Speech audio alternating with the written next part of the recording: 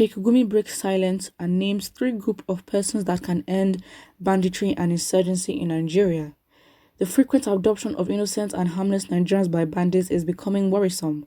Recall recently bandits invaded Mango Federal College and made way with some number of students. Reacting to the recent adoption, Islamic scholar and cleric Sheikh Gumi took to his Facebook page as he addressed the frightening state of insecurity in the country in a topic titled The Adopted Mando Federal College of Forestry and Mechanization, Time for Deeper Reflection. In his message, he condemned the recent attack, claiming that the kidnappers are persons who do not comprehend the consequences of their actions, claiming that they are on a mission to pull down everyone with them down the drain. How will they understand the consequences of their actions when you literally pay bandits and you negotiate with them in forests? So you think that by doing that act, you don't, encourage these bandits to continue? It's like you do something and you're acting surprised for the effects of it. Doesn't make sense.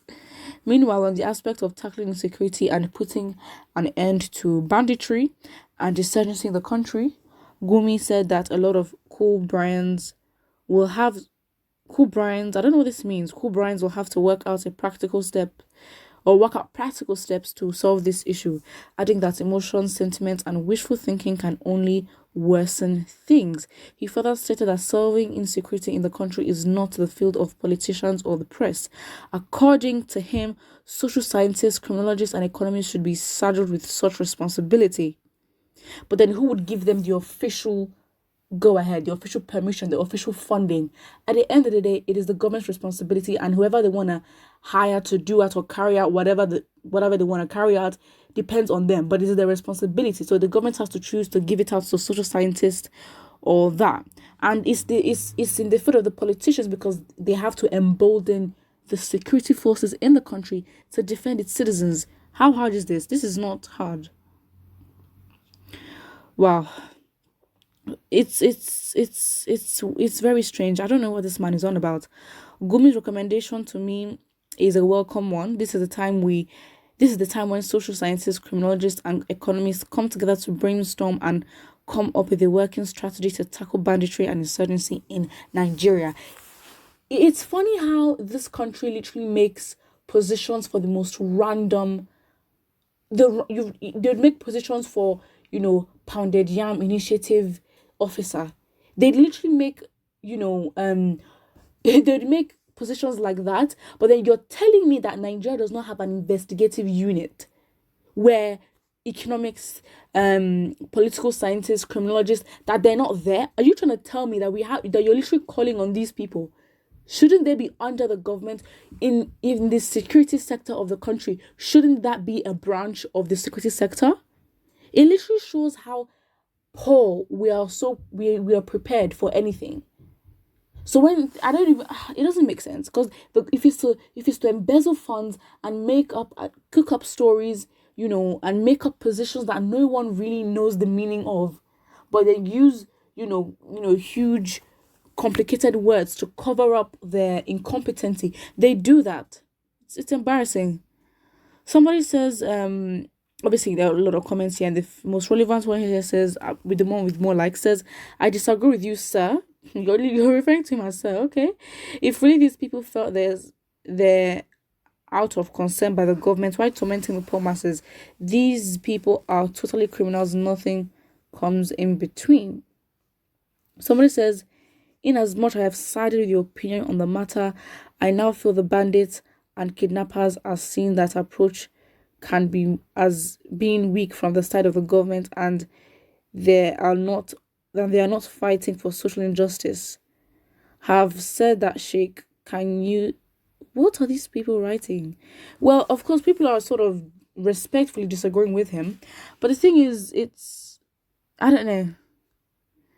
It's weird. I don't even think this man should be allowed to speak anymore. That's my personal opinion. I think he should be attacked and dragged like small generator on Twitter. He really needs to be dragged. I mean, the dragging is enough, but the dragging has been on for a long time. But they need to drag this man where he will not have the audacity to come and speak in public again.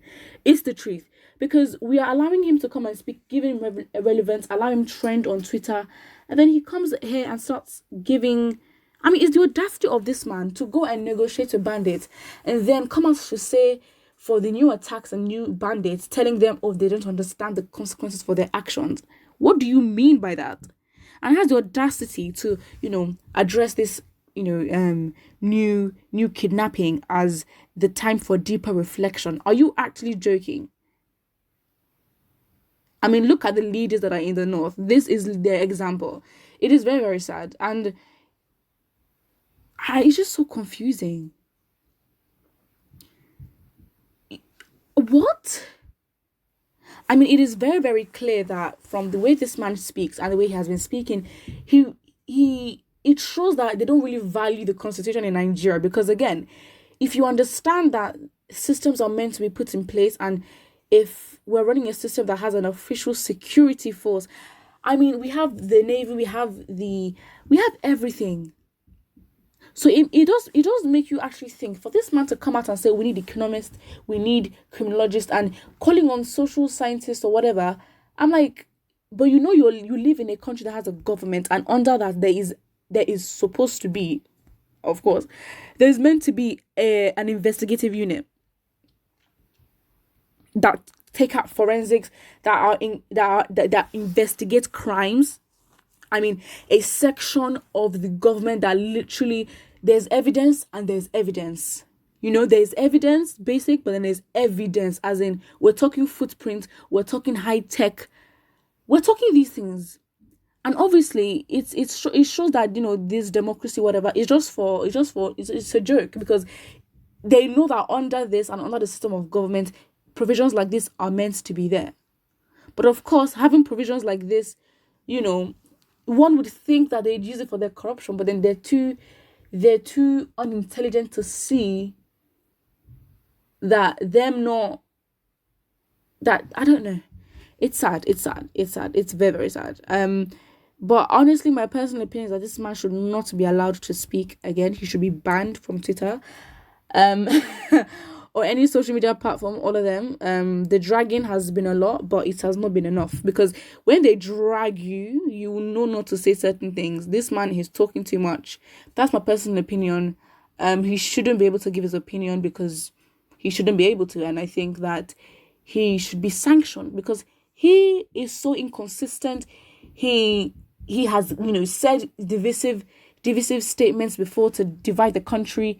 He's inconsistent with his actions. You can't negotiate with a sort of bandits one day and then next you're telling them to understand the consequences for their actions.